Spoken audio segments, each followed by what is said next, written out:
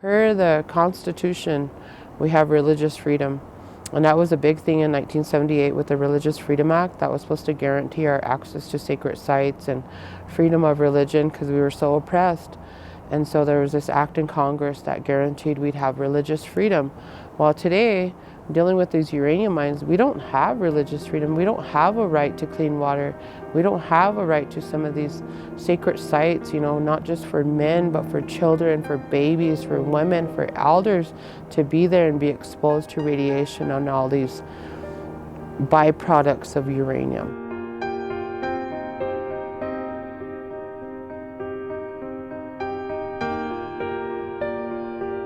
We attended in a large delegation, multiple tribes who are seeking justice at the Inter-American Commission on Human Rights.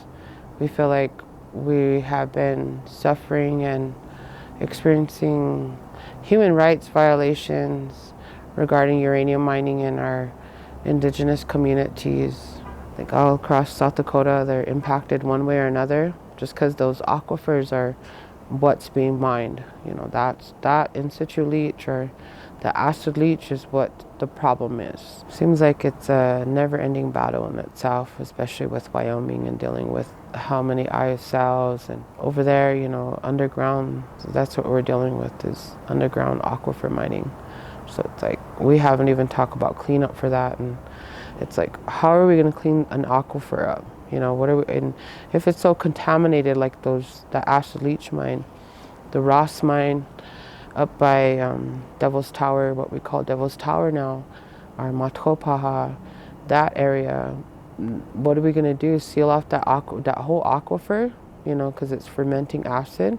Are we going to seal that off and have to reset another one and make another one? Like, for me, those are the conversations that have to be discussed and talked about, because that's where we're sitting, all those cleanups on the Wyoming side and a lot of these ISLs. That's what we're looking at. How far out are these cleanups? And the reality with uranium is that the half-life is 4 billion years.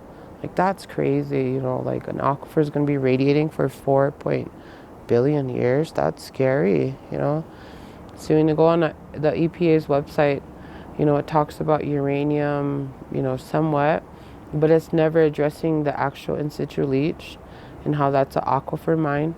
So I hope they change their policy and they start addressing it, because what's happening now is like within the states where there's big uranium operations, projects, Wyoming was like one of the first ones around to eliminate the NRC.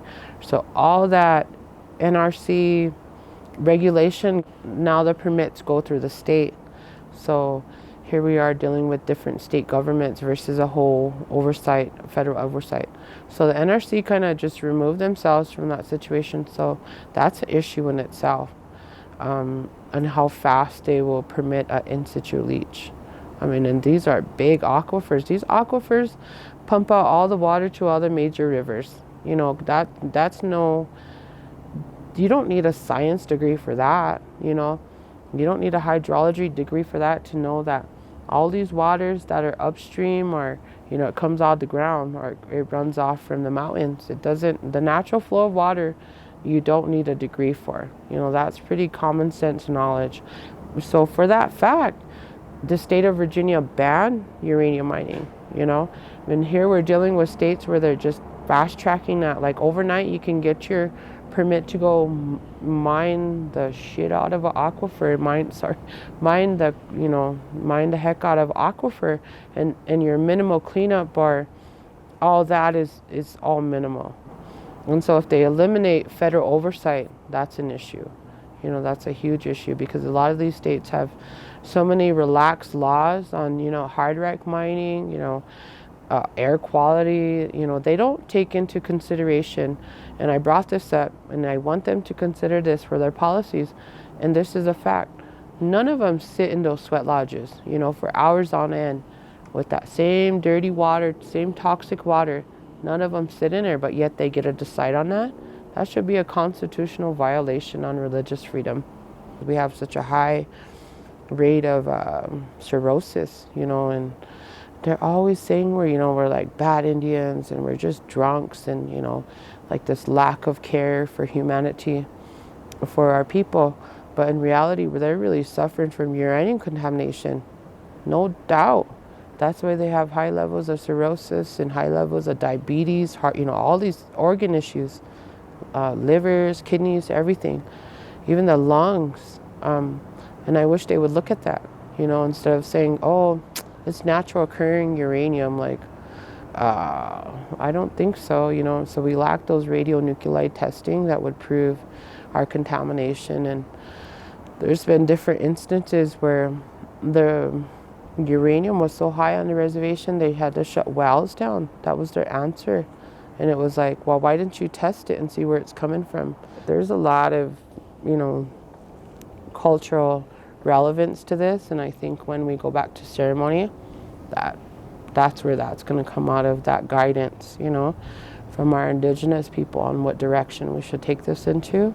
I don't think it's going to be something where even the governments, because the governments failed us. Like, look at what they did with our land, and now we got to clean this up and live with it. Like, to me, in a bigger sense of like, they should be responsible and accountable for that.